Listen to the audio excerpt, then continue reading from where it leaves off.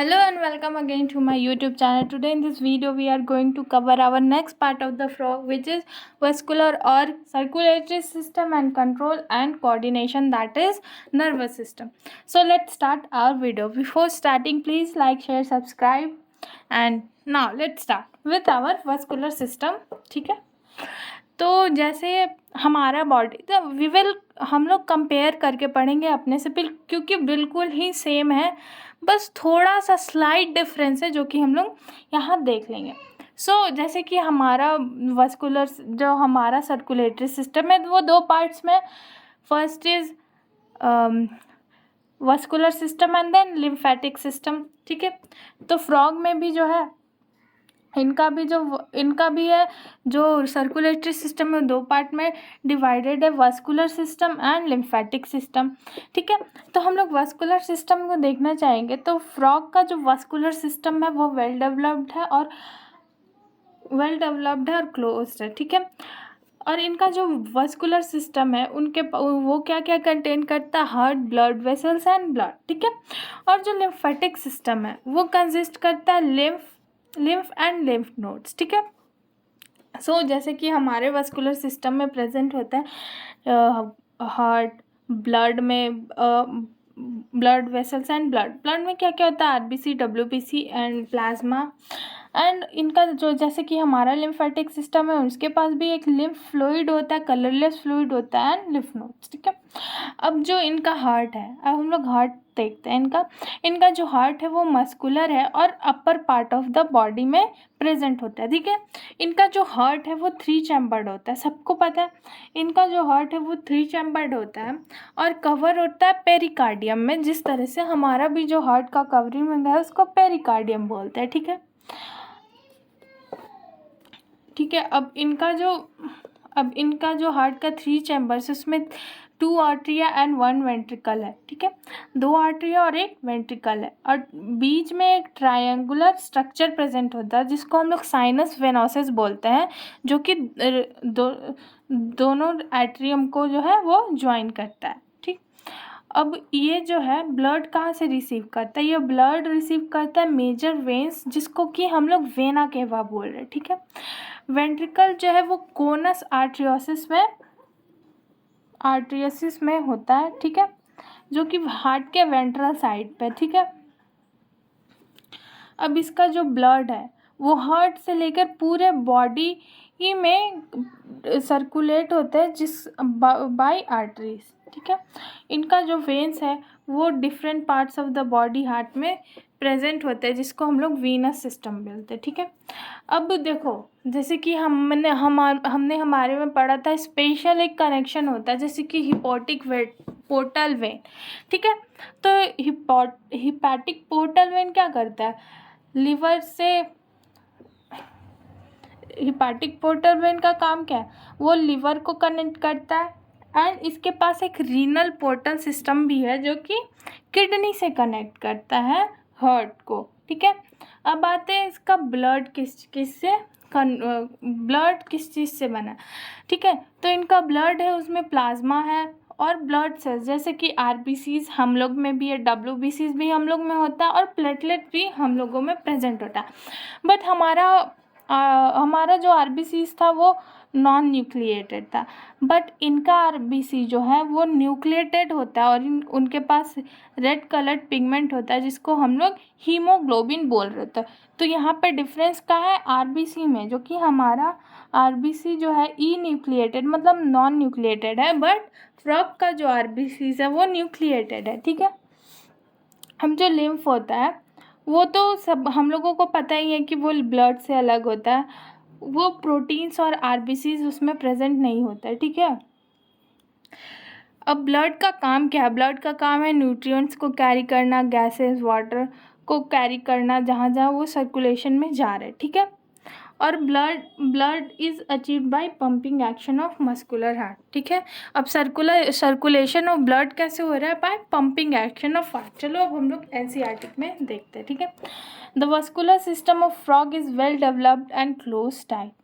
Frogs have lymphatic system also.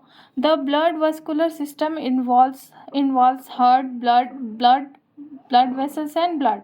The lymphatic system consists of lymph channels and lymph nodes. ठीक है. Heart is muscular structure situated in the upper part of the body cavity. It has 3 chambers, 2 atria and 1 ventricle is covered by a membrane called pericardium. A triangular structure called sinus venosus joins the right atrium. It receives blood through major veins called vena cava. The ventricle opens into a sac-like conus arteriosus on the ventral side. Blood from the heart is carried by to all the part of the body. ठीक है. The veins collect blood from different parts of the body to heart and from venous system. Special venous connection between liver and intestine, जिसको हम लोग hepatic portal system बोल रहे हैं, liver to intestine as well as kidney to lower parts of the body present in the frog.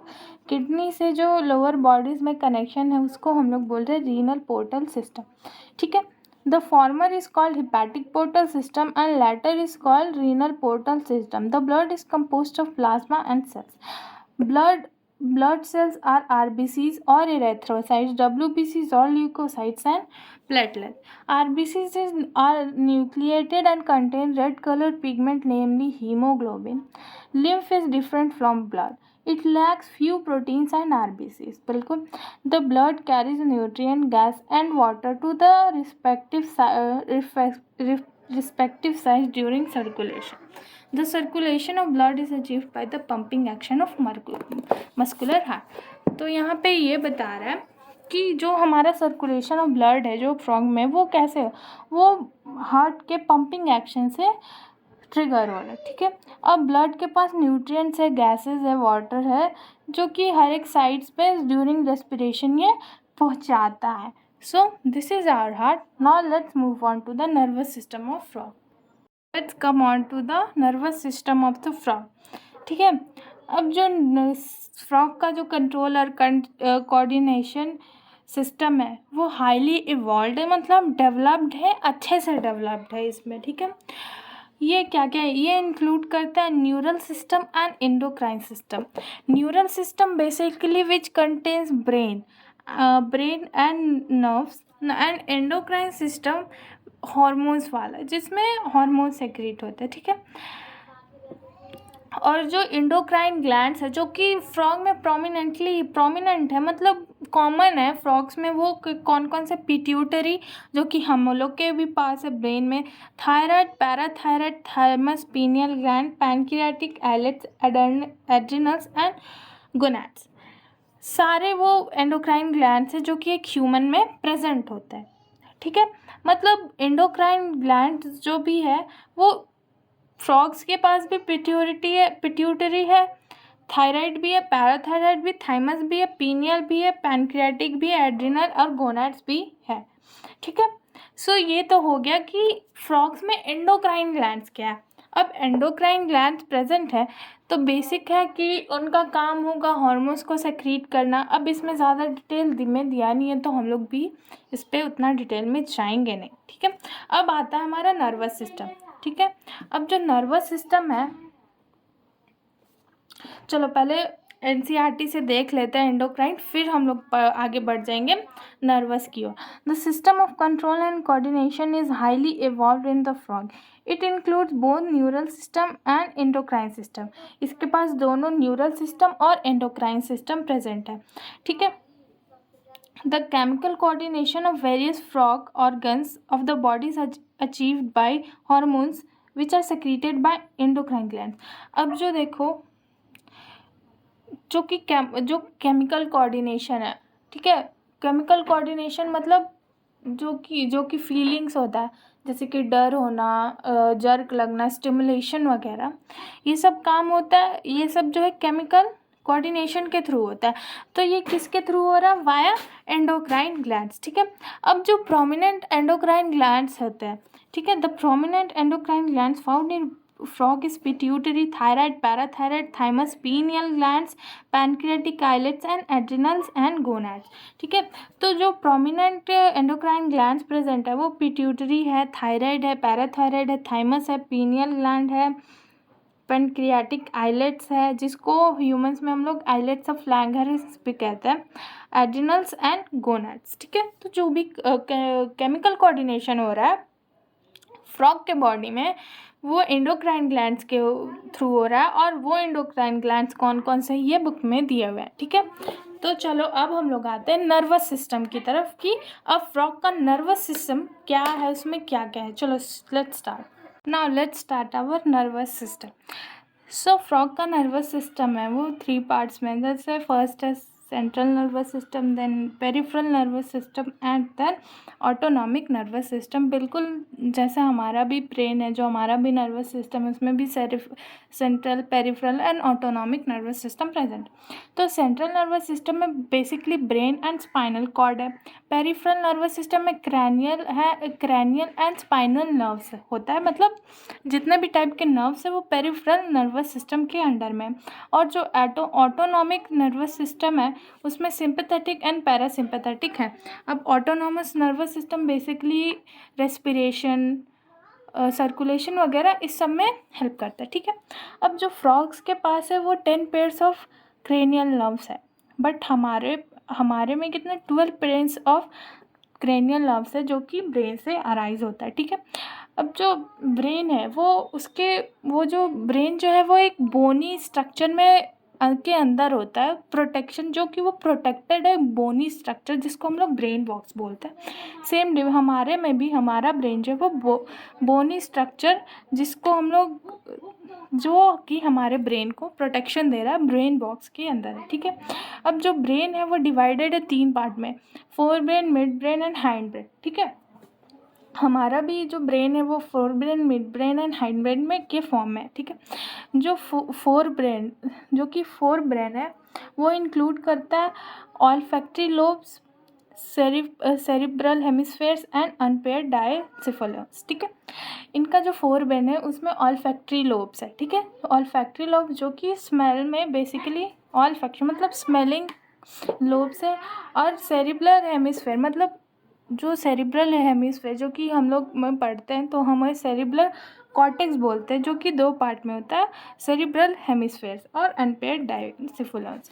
अब mid brain में जो है, मिड ब्रेन्स में है optic lobes, paired optic lobes, जो कि विजन में हेल्प कर रहा है। ठीक है, और हाइंड ब्रेन में सेरिब्रम एंड मेडुला ऑब्लोंगेटा है। तो फोर ब्रेन में क्या क्या प्रेजेंट है, ऑल्फैक्टरी लोब जो वो स्मेल्स में हेल्प करता है, सेरिब्रल हेमिस्फेयर है एंड अनपेयर्ड डायसेफेलॉन है। मिड ब्रेन में पेयर्ड ऑप्टिक लोब्स है, जो कि विजन में हेल्प कर रहा है, और जो हाइंड ब्रेन है उसमें सेरिब्रम एंड मेडुला ऑब्लोंगेटा है।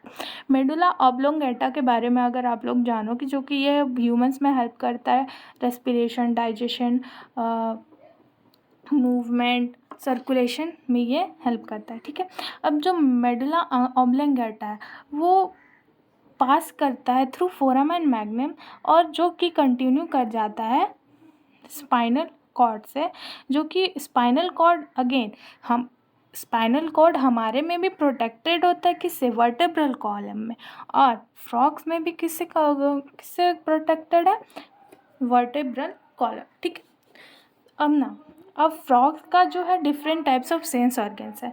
इनके पास सबसे पहले सेंस ऑफ टच मतलब ऑर्गन ऑफ टच है, जिसको हम लोग सेंसरी पैपिले बोल रहे हैं। ठीक है, टेस्ट के लिए टेस्ट बड्स है, स्मेल के लिए नेजल एपिथीलियम है। ठीक है, विजन के लिए आईज, और हियरिंग के लिए टिम्पैनम है विथ इंटरनल ईयर्स। ठीक है, हमारे पास भी टिम्पैनम है और इंटरनल ईयर भी है, बट हमारे पास एक पिन्ना है, इनके पास पिन्ना नहीं है।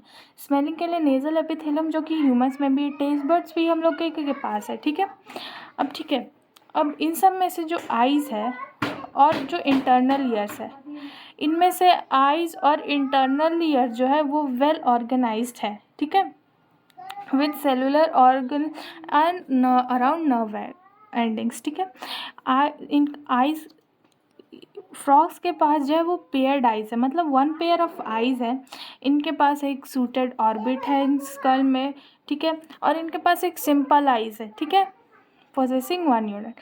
और अभी हम लोगों ने कॉकरोच में पढ़ा था कि उनके पास 2000 हेक्सागोनल ओमेटिड, मतलब फ्रॉग जो वो एक बार में हम लोगों को पूरा, मतलब फ्रॉग नहीं, sorry, I am so sorry, cockroach जो है उनके पास हेक्सागोनल 2000 ओमेटिड है, ठीक है, जो एक बार में पूरा एक इंसान को देख सकता है। बट हम लोग नहीं देखते, हम लोग एक बार देख रहे तो या तो फेस दिखेगा या तो हाथ दिखेगा, ठीक है।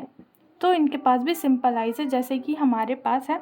इनके पास से एक्सटर्नल ईयर एब्सेंट होता है, फ्रॉग के पास एक्सटर्नल ईयर्स नहीं होता है, इनके पास ओनली टिम्पैनम होता है जो कि हम लोग एक्सटर्नली देख सकते हैं। ईयर जो है वो हियरिंग और बैलेंसिंग के काम करता है, बिल्कुल वैसे, बिल्कुल हमारी तरह हमारा भी ईयर हम लोगों को सुनने और बैलेंसिंग में काम करता है। एनसीईआरटी देखते हैं, ठीक है। The nervous system is organized into a central nervous system, brain and spinal cord, peripheral nervous system, cranial and spinal lobe, and autonomic nervous system, sympathetic and parasympathetic. There are 10 pairs of cranial nerves arising from the brain. Brain is enclosed in a bony structure called brain box cranium. The brain is divided into forebrain, midbrain, and hindbrain. Forebrain includes olfactory lobes, paired cerebral hemisphere, and unpaired diencephalon. The midbrain is characterized by pair of optic lobes. Hindbrain consists of cerebellum and medulla oblongata. The medulla oblongata passes out through the foramen magnum, continues into spinal cord, which is enclosed in the vertebral column. Frogs have different types of sense organs, namely organs of touch, sensory, papillary, taste buds, smell, nasal epithelium, vision, eyes, and hearing, tympanum with internal ears. Out of these, eyes and internal ears are well organized structures and rest cellular aggregation around nerve ending.